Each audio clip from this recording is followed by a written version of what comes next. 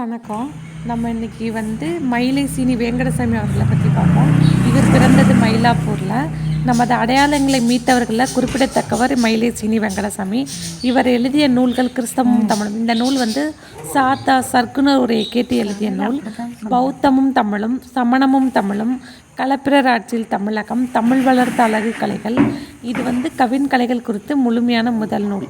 இறைவன் ஆடிய 7 தாண்டம், நுண்கலைகள், இசைவாணர் கதைகள், கொங்கு நாட்டு வரலாறு, தமிழ்நாட்டு வரலாறு, சங்ககாலம் பற்றியது, சாசன செய்யுள் மஞ்சரி, மறைந்து போன தமிழ் நூல்கள். இது முக்கிய ஆவணப்பணி, 19ஆம் நூற்றாண்டு தமிழ் இலக்கியம். இதெல்லாம் இவர் எழுதிய நூல்கள். பாரதிதாசன் இவரை பற்றி என்ன சொல்லியிருக்காருன்னா, தாங்கெட நேர்ந்த போதும் தமிழ் கெடலாற்றா அண்ணல் வேங்கடசாமி என்பேன்னு சொல்லியிருக்காரு.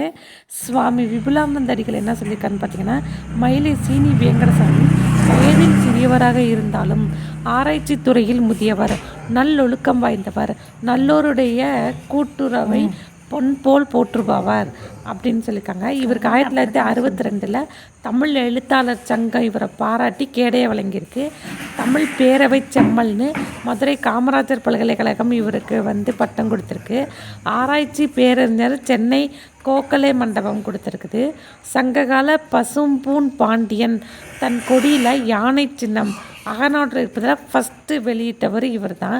மகேந்திரவர்மன் எழுதிய மத்த விலாசம் நாடக நூலை ஆங்கில வழியிலிருந்து தமிழ் வழிக்கு மொழிபெயர்ப்பு சென்றவர்.